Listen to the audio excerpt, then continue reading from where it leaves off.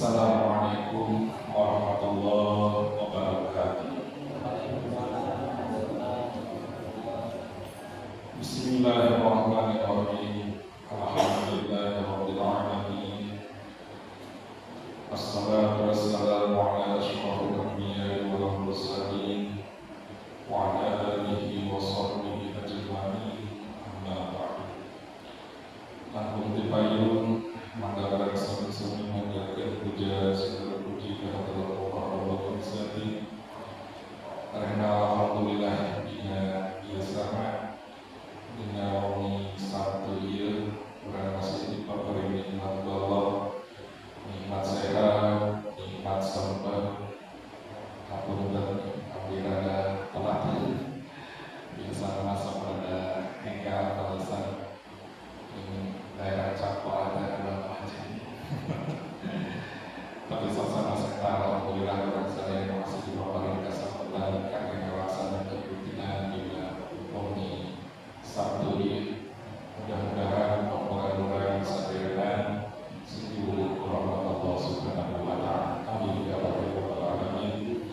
Salawat wa salam yang dia tetapkan surga dikucurkan dikocokkan ke junjungan orang sadaya Habibullah Habibullah Sayyidullah alamin penghulu alam semesta baginda Rasulullah Muhammad sallallahu alaihi wasallam. Setelah capai kawitan dengan masalah sadar suasana lestari atau salawat tapi lalu tetap yang salawat daya tangan langsung segera langsung saya. Inna Allah wa malaikatahu yusalluna 'alan nabi ya ayyuhalladzina amanu shallu 'alaihi wa sallimu tasliman. Ya nabi salam 'alaika ya rasul salam 'alaika ya habib salam 'alaika salawatullah 'alaika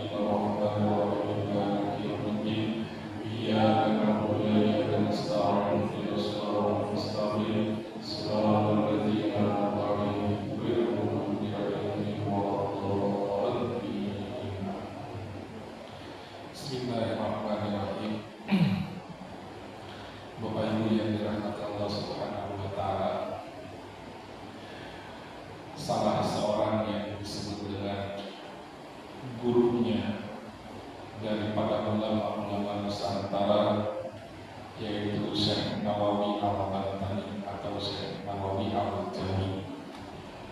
Beliau itu punya murid-muridnya itu yang sangat terkenal. Yang pertama, yang paling terkenal dan sangat terkenal adalah Kiai Haji Hasyim Asy'ari, pendiri dari Nahdlatul Ulama, salah satu muridnya. Selain itu ada muridnya, beliau juga yaitu Kiai Haji Ahmad Dahlan, pendiri dari Muhammadiyah. Jadi sebetulnya gurunya sama. Terus selain itu ada yang namanya Syekhana Khalil Bangkalan, itu juga murid beliau. Kemudian yang selanjutnya ada Kitu Bagus, itu yang kita sering sebut dengan Mama Sepuh.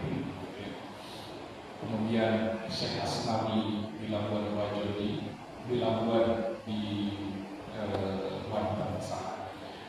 Jadi paku-paku bumi yang ada di Indonesia itu sanad ilmunya paling banyak ke Syekh Nawawi Al-Bantani. Siapa Syekh Nawawi Al-Bantani itu?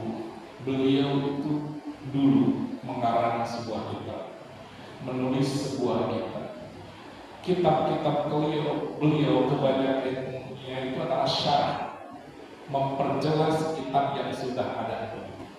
Seperti kitab Safinah, beliau menulis Kasyifatus saja, memperjelas kitab yang sudah ada.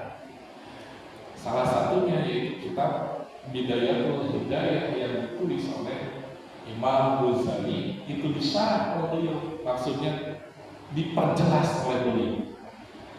Dulu dikisahkan begini, ketika baca kitab Bidayatul Hidayah, Syekh Nawawi ini menulis kitabnya itu di punggung unta, naik unta. Kemudian ketika di punggung unta, Syekh Nawawi itu menulis malam-malam, memperjelas kitab Bidayatul Hidayah. Pakai lentera, bahasa Jawa menggunakan. Tetapi entah kenapa ketika lagi menulis kemudian mati, itu si lenteranya mati. Entah itu ketebak angin ataupun habis bahan makannya, kita pada tahu. Cuma dikisahkannya begitu. Pas sudah habis maka gelap, tidak bisa menulis. Kemudian Syekh Nawawi memohon kepada Allah, ya Allah, kalau seandainya tulisan ini bermanfaat untuk generasi setelahku nanti, mohon berilah petunjuk, berilah jalan, berilah cahaya. Dan atas izin Allah karomahnya itu, Syekh Nawawi itu dari jempolnya mengeluarkan cahaya. Jadi menulis tapi cahayanya menjempol. Beliau menulis, mensyarah begitu. Makanya yang terkenal dari Syekh Nawawi salah satunya itu jempolnya itu hitam. Ini jarang diceritakan.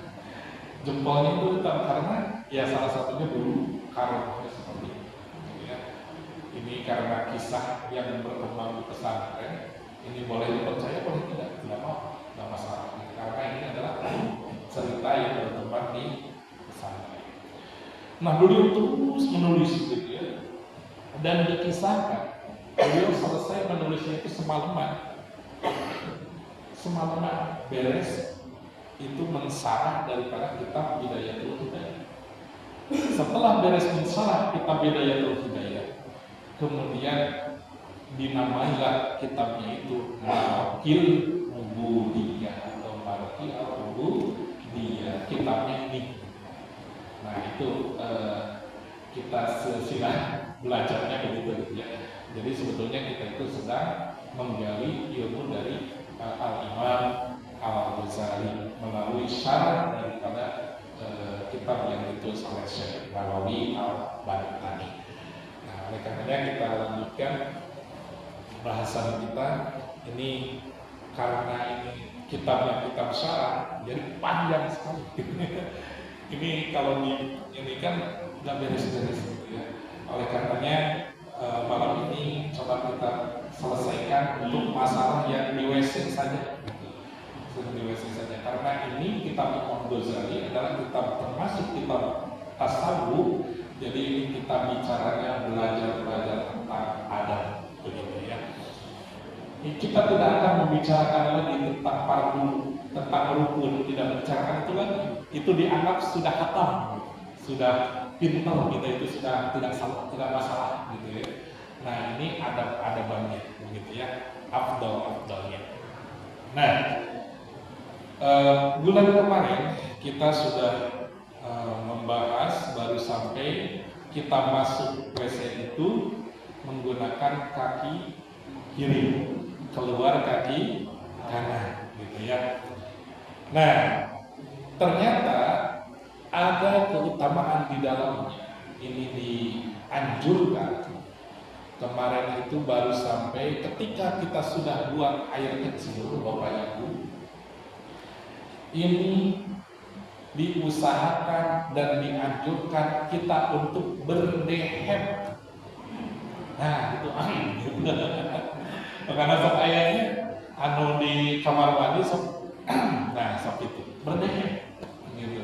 Itu dianjurkan karena sok ayahnya bapak-bapak di zaman kami pernah sok kan di kamar mandi nah 3 kali itu tong lawi teuing oke berdehem saja gitu ya. Hari kamu mah tujuh santri yang maksud ayah berdehem malam-malam biasa, malam-malam jam 1 hayang kanya baru pas masuk ke WC Islam semua dehem pas ditaruh kunon sieun supaya kayak batu. Nah itu berdehem. Kenapa berdehem? Ini dari segi medisnya juga bagus itu. Kenapa? Karena bisa mengeluarkan sisa-sisa yang ada di ujung gitu ya.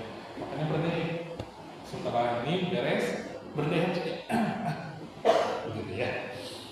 Nah baru sampai sana kalau tidak salah. Wa in kunta fis sahra.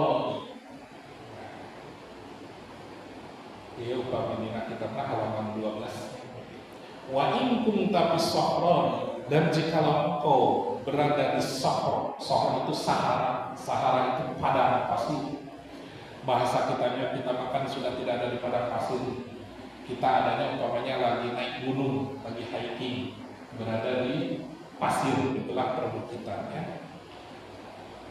Pabelakun an uyunin najri, jauhilah dari pandangan manusia, menjauhlah dari pandangan manusia. Artinya ketika kita mau buang air, mau besar mau kecil, hendak aya kapus itu alam terbuka itu, menjauhlah dari pandangan manusia. Orang coba barengan, menjauh saja, jangan sampai kelihatan begitu ya. Nah kali di orang makan gampang, ayah kakus, ayah WC, tinggal masuk ke dalamnya, udah nggak kelihatan ya, karena ada pintu gitu. Tetapi para ulama ini menambahkan di sini, tidak hanya nazir, tidak hanya nazar melihat, tapi juga ini disebut kedengaran. Jangan sampai kedengaran juga. Kedengaran apa? Ya kedengaran itu. Baret jangan sampai kedengaran. Makanya bagusnya Bapak Ibu kalau masuk ke WC atau ke kampus, terus kita mau buang air besar, itu dinyalain aja itunya airnya, gemericik begitu ya. Tidak usah terlalu besar juga, nantinya keburu mubazir. Gemericik saja. Itu untuk meredam suara-suara yang ada di dalam, gitu ya. Nah, itu salah satu adab-adaban, gitu ya. Kasihan kalau umpamanya tidak begitu, suaranya kencang, kasihan yang mau makan, kasihan yang mau makan. Nah itu adab-adaban ya. Selanjutnya, wala takshif aurataka qabla intiha ila mawdi'il julus. Selanjutnya janganlah engkau membuka auratmu sebelum sampai engkau ke tempat duduk. ke tempat julus, ke tempat jongkok begitu. Tongkara dibuka. Ari menuju alim nanya atau nabi kurang kali badai KWC kan dibuka heula di luar. Nah, namanya apa gitu ya? Itu tong kurang gitu ya. Masuk heula udah masuk dibuka sendiri di dalam. Jangan sampai membuka sebelum kau duduk atau jongkok. Masalahnya di kita kan sudah ada ada kapus ya, ada WC. Jadi aman masuk ke dalam, sudah tidak ada orang, bisa untuk dibuka semuanya pun nggak masalah, gitu ya. Dibuka celana gitu atau sarung. Nah, kemudian Pak Ustadz, bagusnya yang mana? Klosetnya jongkok atau kloset duduk? Nah, supaya pembahasan itu. Bagusan yang mana Pak Ustadz? Kloset jongkok atau kloset yang duduk begitu. Nah, ini jawabannya tergantung. Tergantung apa? Kondisi kita. Kalau kondisi kitanya normal, bagusnya jongkok. Tapi bagi mereka yang punten punya riwayat medis seperti ambeien begitu, jangan, mendingan duduk saja, kloset duduk, gitu ya. Kenapa? Karena nanti ada kemungkinan takutnya malah lebih parah itu wasilnya, gitu ya. Ataupun orang yang gemuk, gitu ya sudah ambil udah gemuk, gitu ya. Tapi harus gemuk pisan biasanya kalau jongkok itu cangkil. Oh Ustaz kayak menurut wae dan besok cangkil. Itu ini mah yang gemuk biasanya jongkok sebentar juga udah nggak kuat, bahkan sampai napasnya tersengal-sengal. Itu boleh dan bagus pakai kloset yang duduk, tidak masalah ya. Nah jadi mana yang paling bagus ya terserah saja, itu mah tergantung situasi. Wala tastaqbila syamsa walal qamar, dan janganlah engkau kalian buang air itu menghadap matahari ataupun menghadap bulan. Jangan.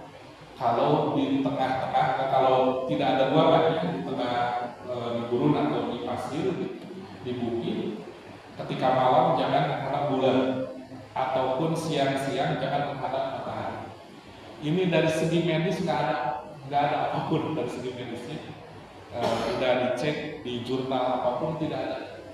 Kalau pipis atau buang air besar terhadap matahari atau bulan itu tidak ada apapun dari segi medis.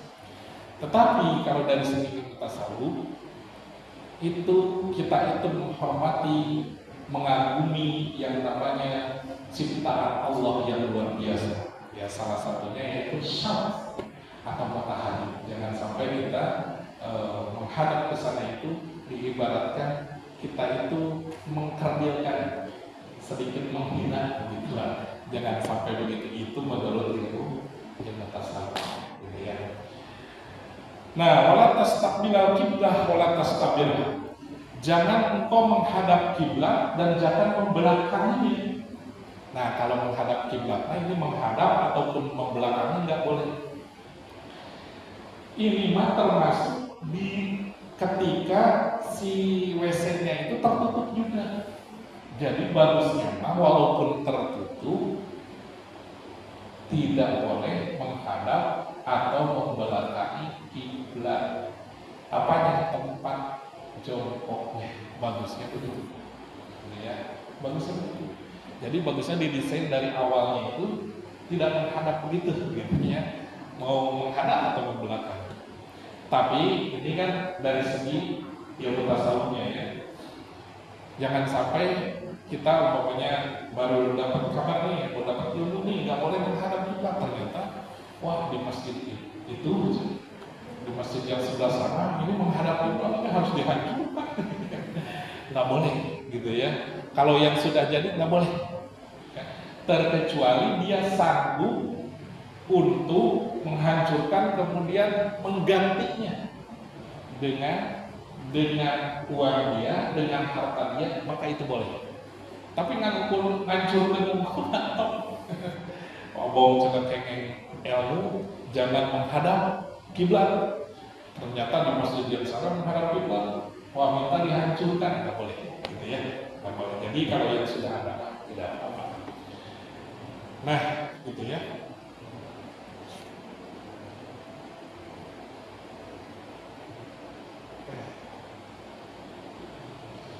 Selanjutnya, nah ada penghalang, gitu ya. Kalau yang ke Komar dan Syamsa itu, nah kalau ada penghalangan nggak masalah. Jadi kalau kita buang air, yang penting dihalangin gitu. Meskipun di sana ada matahari atau bulan, yang penting dihalangin. Nah itu tidak apa-apa, tidak masalah. Tapi kalau menghadap kiblat mah bagusnya jangan. Gitu, meskipun ada penghalang, kecuali yang sudah jadi, itu yang sudah jadi nggak apa-apa. Nah kayak penghalang itu kayak sutrah gitu ya. Kalau kita mau sholat, itu bagusnya itu di depannya itu ada penghalang, Bapak Ibu ya. Maksudnya gimana? Dulu sahabat-sahabat itu, ya para sahabat itu berebut kalau mau sholat itu yang paling depan ya kayak begini, karena di depannya ada penghalang itu. Atau di belakang ini tiang kayak gini di belakangnya. Ada di belakang apa? Ada di depan tiang. Kita mah kalau Jumatan. Kalau Jumatan itu biasanya pada depan tiang. Kalau sahabat itu di belakangnya. Nah, sebagai kesunahan, ini tambahan saja. Kalau kita mau sholatnya umpamanya sendiri, Bapak Ibu, kita disunahkan bikin sutra aja di depan. Umpamanya HP kita taruh aja di depan, tapi jangan di depan di dada kita, tapi di depan setelah tempat sujud kita. Nah, itu penghalang. Jadi kalau ada orang yang lewat, aman, nggak masalah. Nah, bagusnya begitu ya, tas atau apa taruh di depan. Ini buat apa? Seperti kita umpamanya kita nonton bola gitu ya, nonton di stadion kan banyak lelang gitu ya. Nah, bagusnya ketika kita sholat simpan aja tasnya di depan tempat sujud kita. Ini itu sujud di sebelah sini. Jadi ada orang di depan kita itu aman, nggak masalah, gitu ya. Nah, itu dibiasakan. Walaupun kita sholat sendiri sama. Ketika sholat sendiri datang ke masjid, sholat sunnah pun simpan aja di depan. Itu sunnahnya, ya. Sunnahnya begitu. Tapi kadang kan HP itu sok disimpan di payung ya. Jadi ABG kadang simpan begitu. Lalu bagus banget di depan, ya, di depan kepala kita. Nah itu wala tastaqbilal qiblah.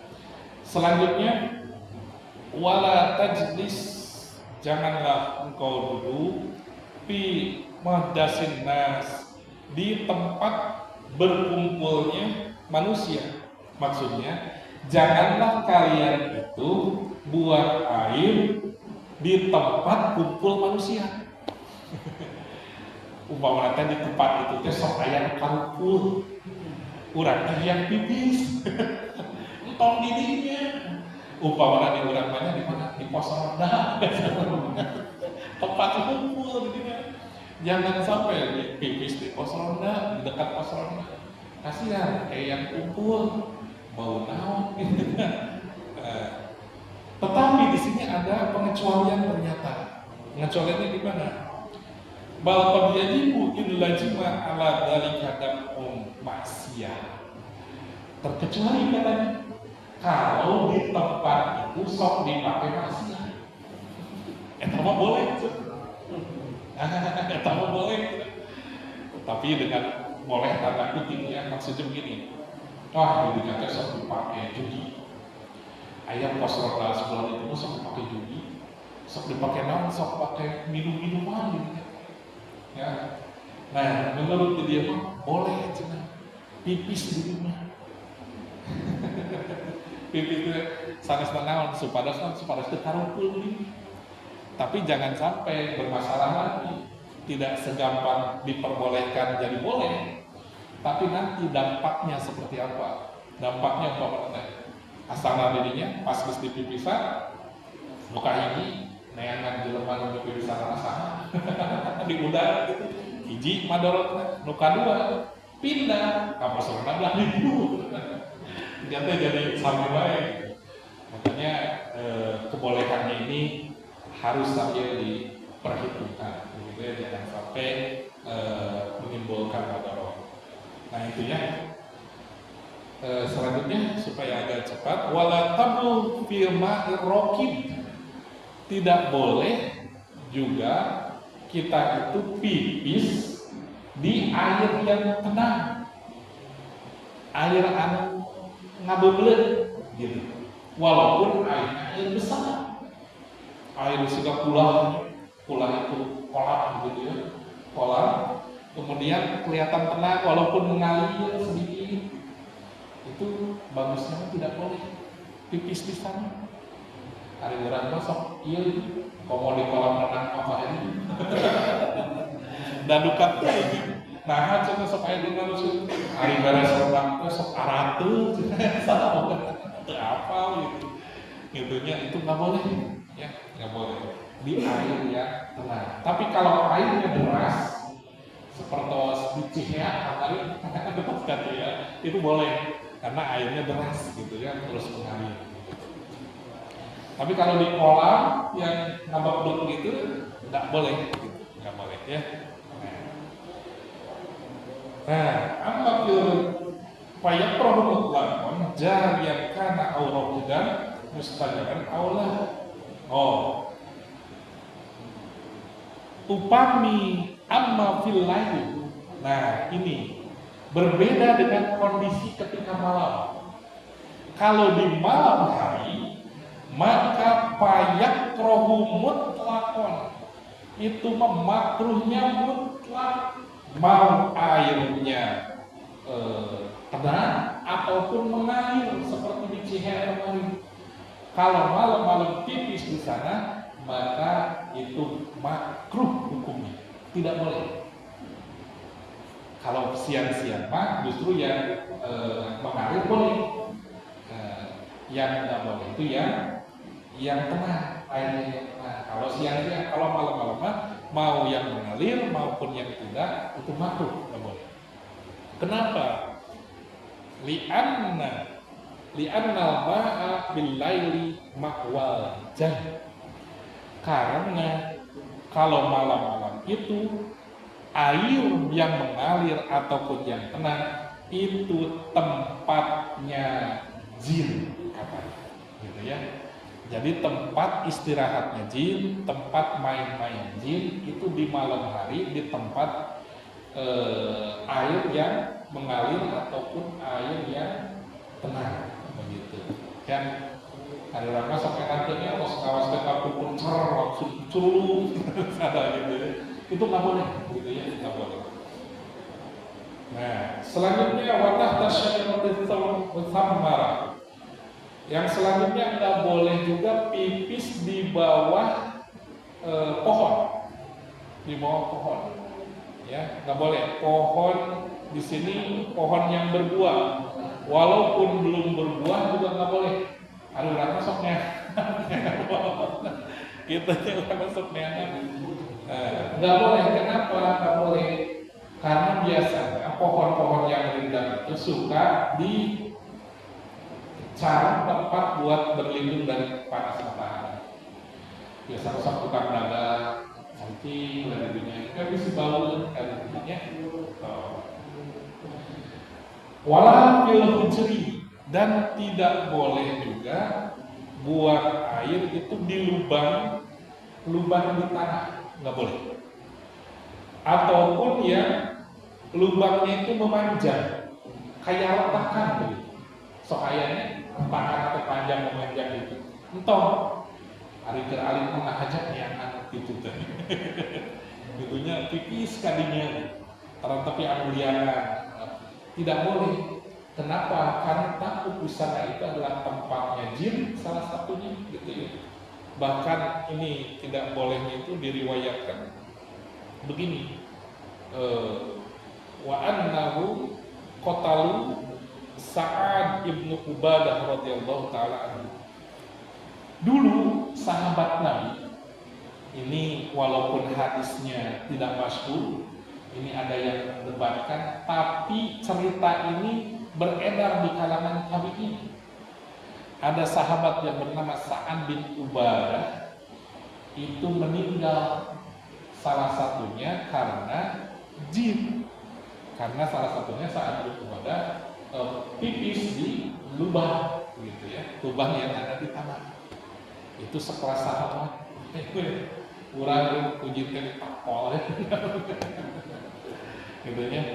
Katanya begitu gitu ya, walaupun ini tidak berdasarkan hadis yang sahih, tapi cerita ini, kisah ini masyhur di kalangan tabi'in gitu ya. Jadi hati-hati ketika kita mau pipis, tidak boleh sembarangan. Selanjutnya tidak boleh juga di tanah yang sangat kering. Di orang aman sebetulnya ya. Yang kering itu maksudnya takutnya itu muncratnya itu, percikannya itu, gitu ya. Percikannya itu ke kita lagi. Makanya tidak diperbolehkan. Kemudian tidak boleh juga buang air dengan arah angin. Umpama teh urang teh dengan rombongan bulan itu urang teh kabelah di angin apa belah itu. Aduh, kieu oge sampai di dieu itulah adab gitu. Luar biasa. Ari urang mah bae ternyata enggak boleh gitu. Enggak boleh. Sama seperti umpama teh di air yang mengalir, kemudian ada yang mandi di sana, kurang pipisnya di luhur lah, itu enggak boleh gitu. Enggak boleh. Nah, selanjutnya Wa'udkiya itamadi fi julusika ala risil yusro. Nah, ini berdasarkan keterangan kalau kita mau pipis atau mau buang air besar itu, kita itu duduknya di kaki kiri, kaki kanan naik ke atas. Bagusnya begitu katanya. Kumaha ini pertikingan. Nah, ini kaki kiri, kita duduk di kaki kiri. Nah, duduk kaki kiri. Jadi ke atas gitu. Bagusnya lagi. Siga pada balap lari. Nah, tetapi tangan itu harus ke bawah. Kena tanah. Ini kan menceritakannya zaman dulu seperti ini. Kalau zaman sekarang, karena kita sudah punya WC, itu tidak terlalu relevan ya kalau ini, dan sudah aman juga seperti biasa begitu ya. Nah, kalau dalam keterangan ini, kita duduknya di sebelah kiri, ini seperti ini ke bawah, kayak pelari gitu ya. Nah, tapi kalau di rumah waktu belum gemuk, saya juga pernah belum gemuk, sering melakukan itu gitu, waktu di pesantren. Karena sekarang kan udah gemuk, pegel juga gitu ya. Nah, bagusnya mah begitu. Bagusnya kalau mau ngambil kesunahan boleh seperti itu. Ya. Nah, kemudian selanjutnya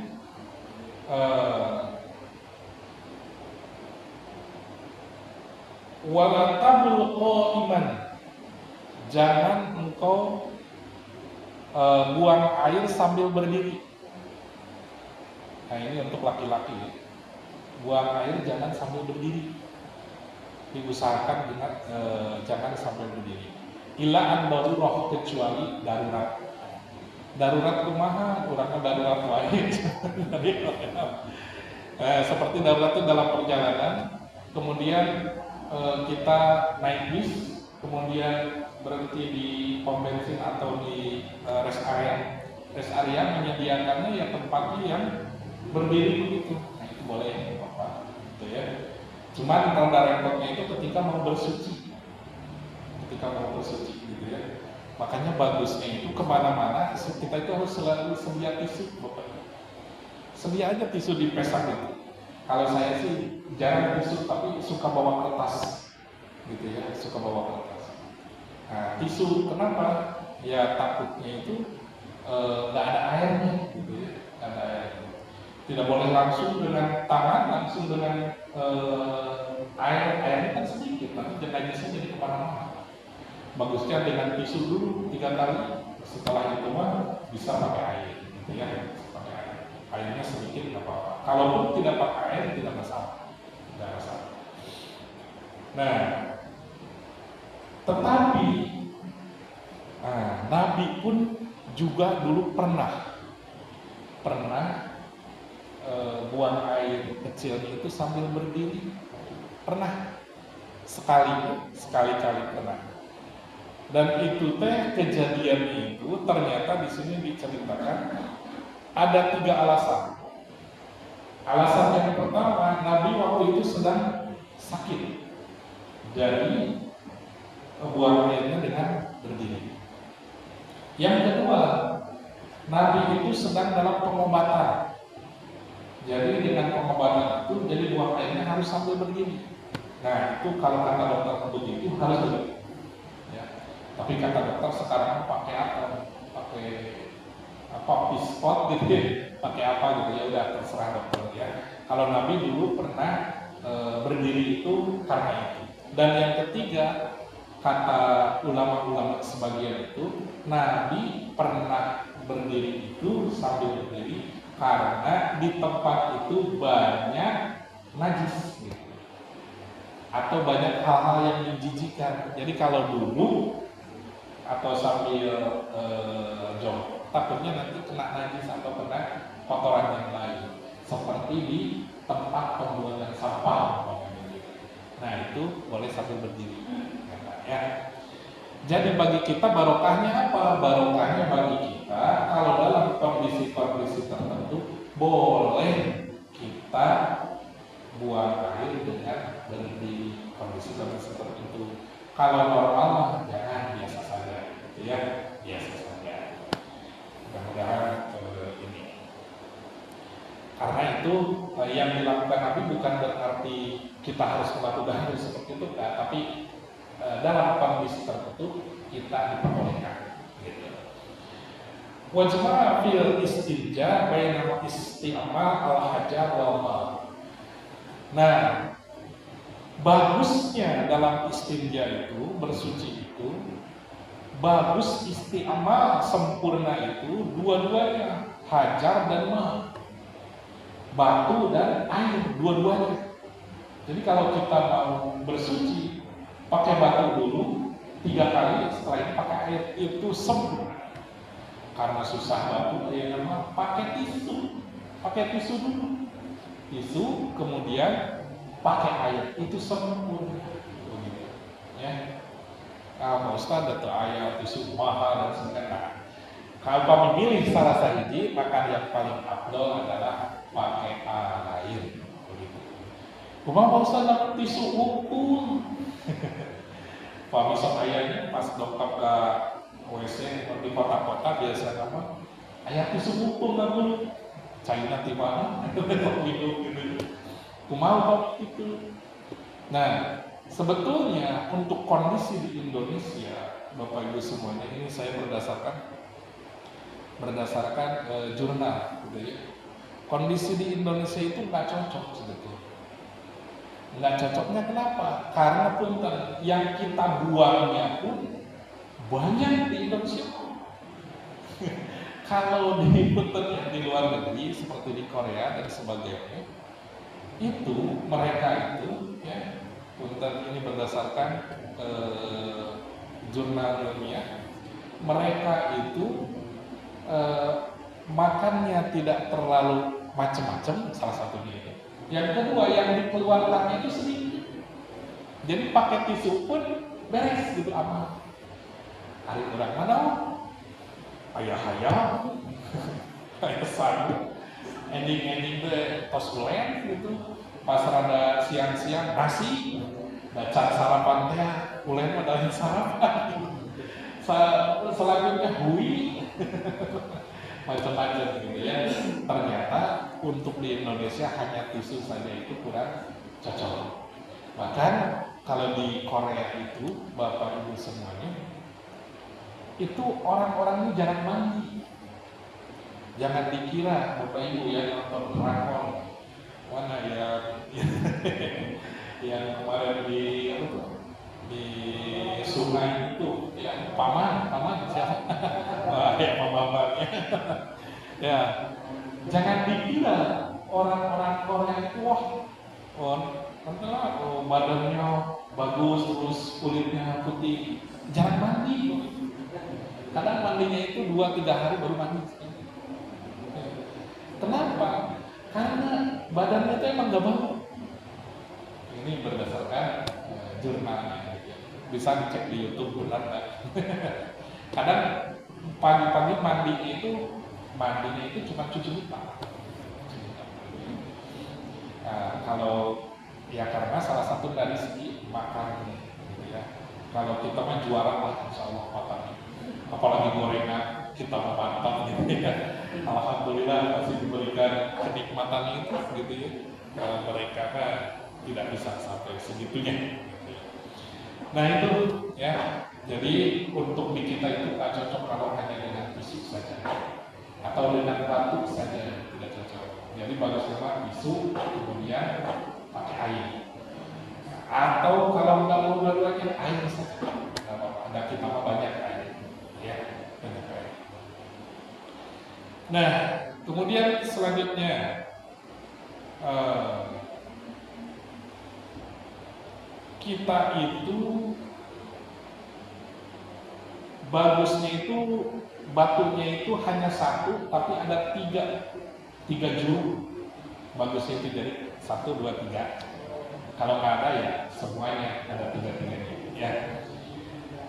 Nah, terus yang selanjutnya juga tidak boleh kita menggunakan bahan-bahan atau apapun itu yang mulia, yang dimuliakan. Itu nggak boleh dipakai untuk cebok, nggak boleh. Contohnya apa yang dimuliakan? Contoh ya, ini nggak boleh yang seperti itu. Makhluk hidup itu nggak boleh. Makanya sok ayam hidup alim ini, cair yang memang nggak daun, ke daun itu nggak boleh. Ke daun, kenapa? Daun itu dimuliakan. Makhluk hidup. Bagusnya mah apa? Bagusnya mah yang benda mati. Ya makanya hajar tadi batu atau tisu. Saya mah selalu bawa kertas. Buat apa kertas? Kadang suka ada rapat dadakan, jadi langsung. Kalau nggak mah, ya dipakai buat itu, gitu ya, buat mengganti batu bisa, gitu ya, bisa. Nah, begitu ya. Kemudian Nabi melarang jangan kita beristinja dengan tulang. Tulang-tulang itu ada tulang langsung tulang apapun gitu ya, tulang sapi, tulang dipakai itu untuk mengganti batu, nggak boleh. Kenapa? Ternyata tulang-tulang itu makanan jin, kayak jin ngamuk. Mau dimakan bau hasil, nggak boleh ya. Selanjutnya makanan juga itu nggak boleh dipakai buat istinja, gitu ya. Segala sesuatu yang memiliki kehormatan itu tidak boleh dipakai untuk beristinja. Nah, selanjutnya Bapak Ibu semuanya, disunnahkan bagi kita kalau umpamanya kita sudah puntennya cebok sekali, 2 kali, ternyata udah bersih. Nah, disunahkan kita untuk mengganjilkan, bukan menggenapkan, mengganjilkan. Jadi kalau 2 kali udah bersih, pakaiannya misalkan jadi 3. Mau tekan sekali, can bersih, 2 kali can bersih, 3 kali can bersih, 4 kali bersih. Tambahan jadi 5. Pas 5 baca bersih, pas 6 bersih. Wayang tambahan sekali jadi 7. Pak Ustadz, bagaimana paradigma itu? Paradigma mohon saya nggak itu ternyata hal-hal kecil tapi ya adabnya begitu. Hal-hal yang seperti ini pun di apa oleh Syekh Nawawi itu ditulis dan sebagai ilmu bagi kita, gitu ya. Nah selanjutnya, jangan pula kita itu bersih-bersih hanya kecuali dengan tangan kiri. Jadi kita akan pakai tangan kiri kecuali tidak punya tangan kiri, itu boleh, ya, punya tangan kiri. Kemudian yang selanjutnya, wa fi dzalika alaihi zawalun najasah. Yang selanjutnya ketika kita cebok mau buang air kecil atau buang air besar, itu disangka saja di zon.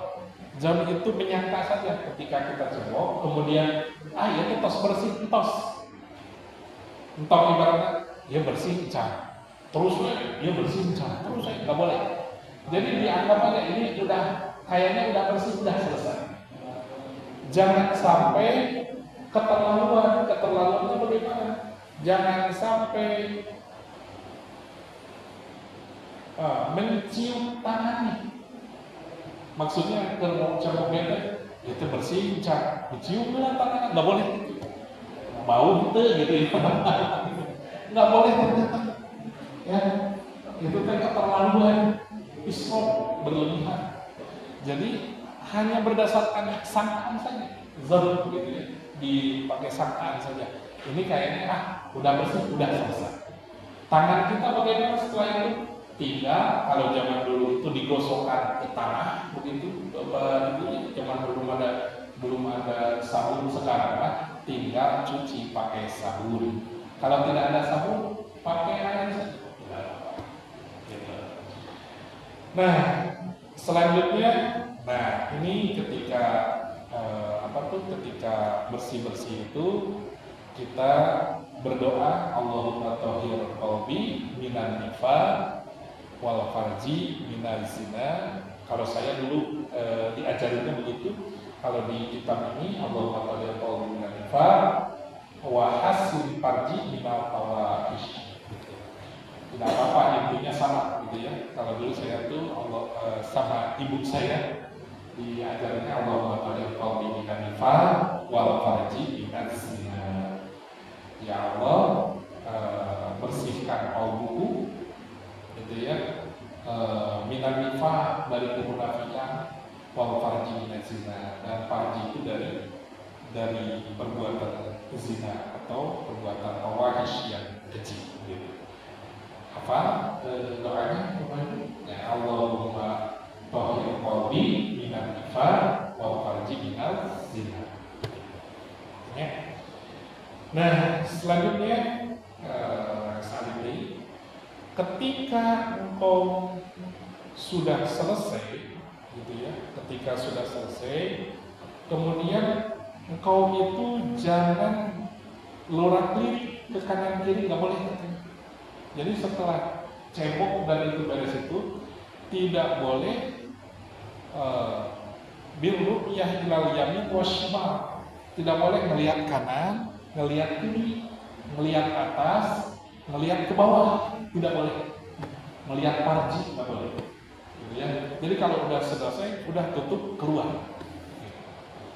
Jangan berlama-lama di WC. Gitu ya. Harus cepat-cepat. Gitu ya. Kenapa melihat ke atas?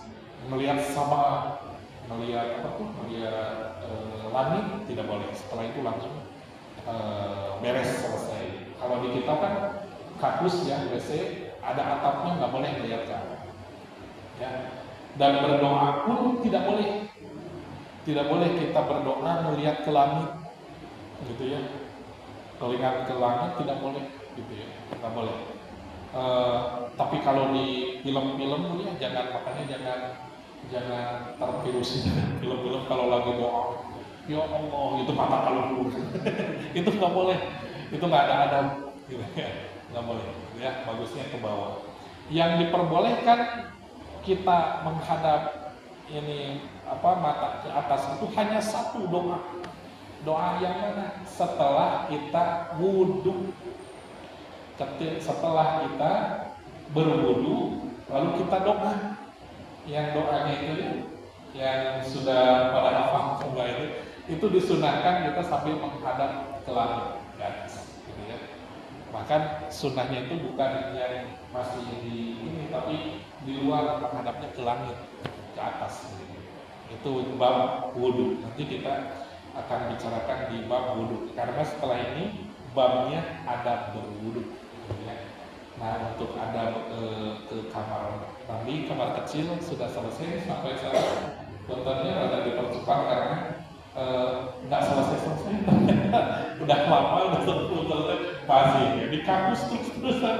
Ini udah selesai segitu, ternyata pas sudah dibuang banyak gitu.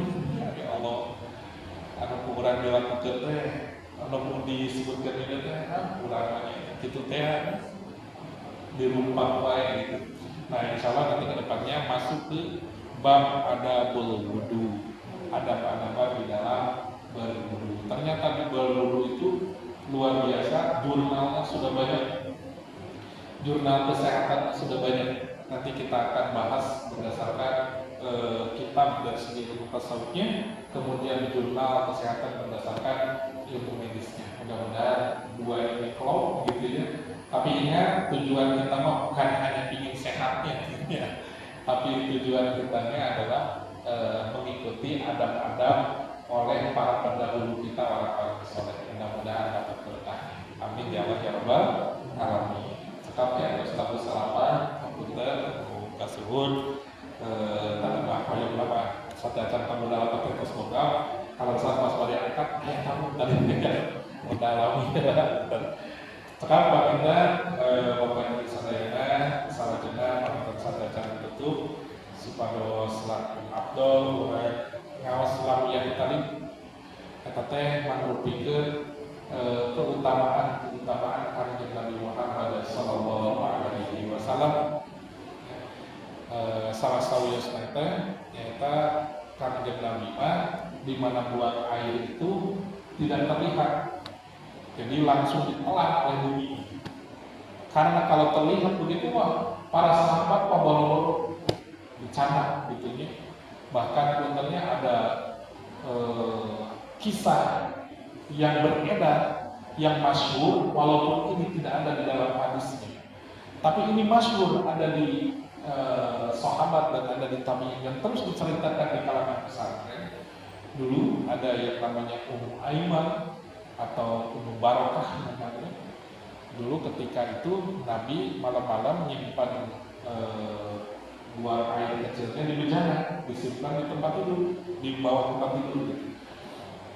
Kemudian Ummu Aiman datang ketika Nabi pergi ke masjid, kemudian ngajar dulu sama sahabat di sana. Ummu Aiman mau beres-beres begitu. Ketika beres-beres ternyata ada pipis Nabi gitu.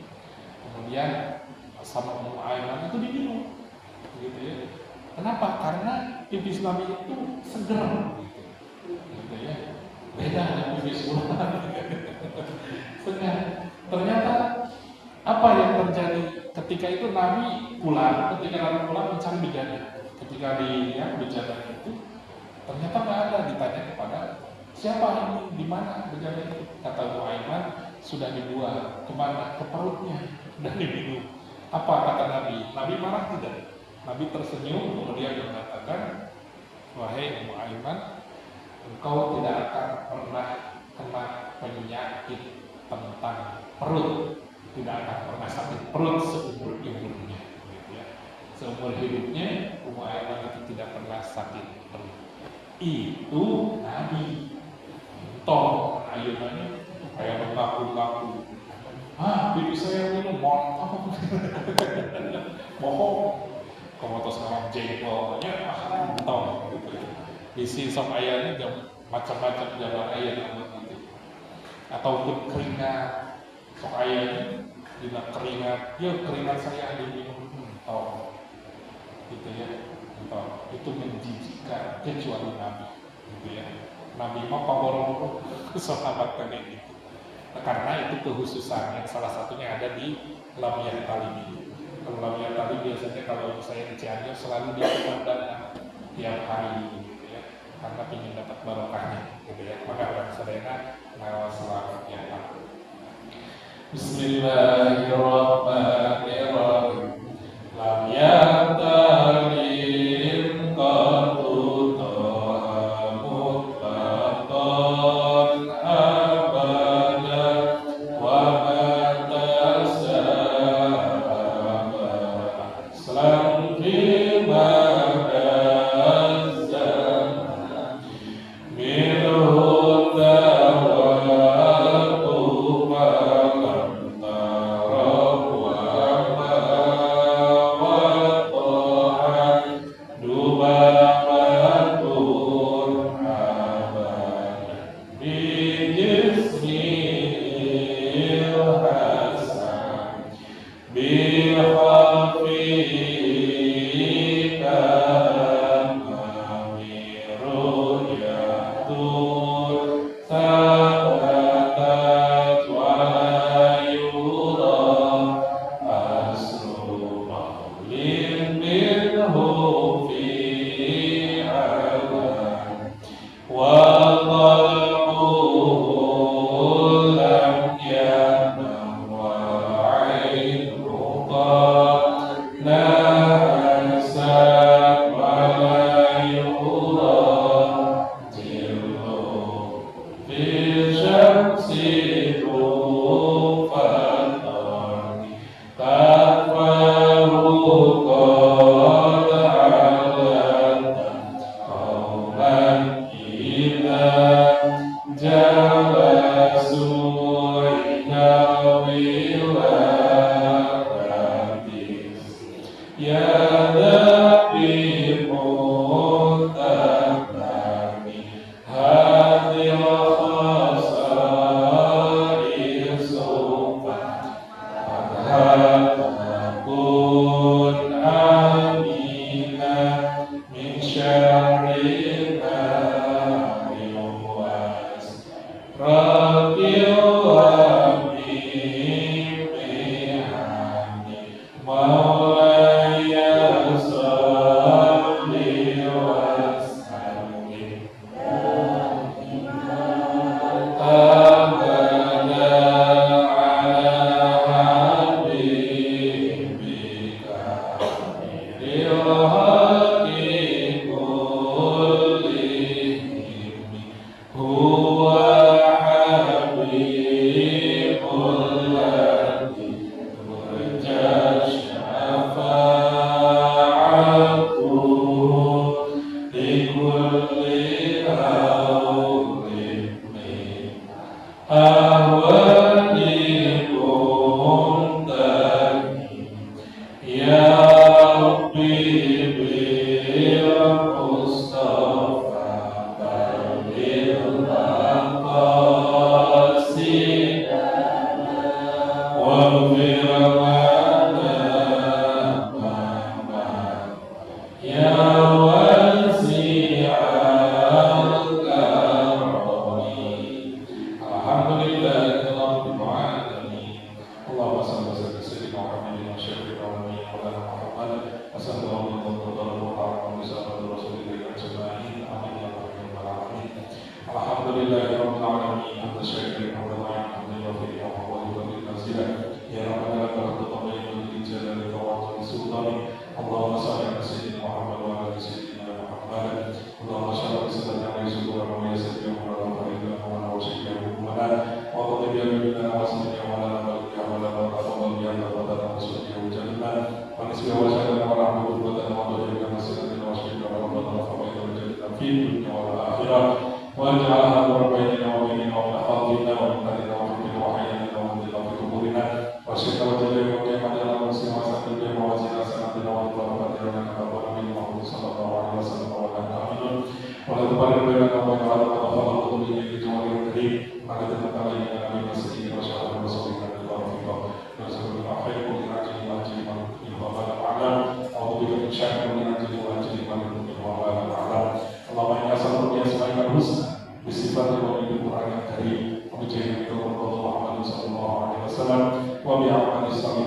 Hasil maqasidana, maka terjadi sering hajat masing-masing. Ya Allah, ya Allah.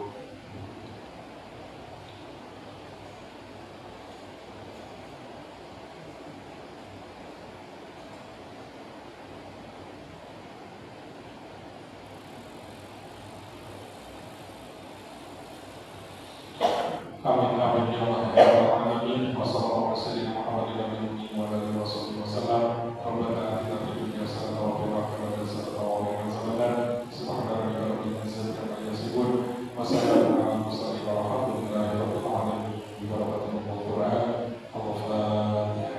A'udzu billahi minasyaitonir rajim. Bismillahirrahmanirrahim.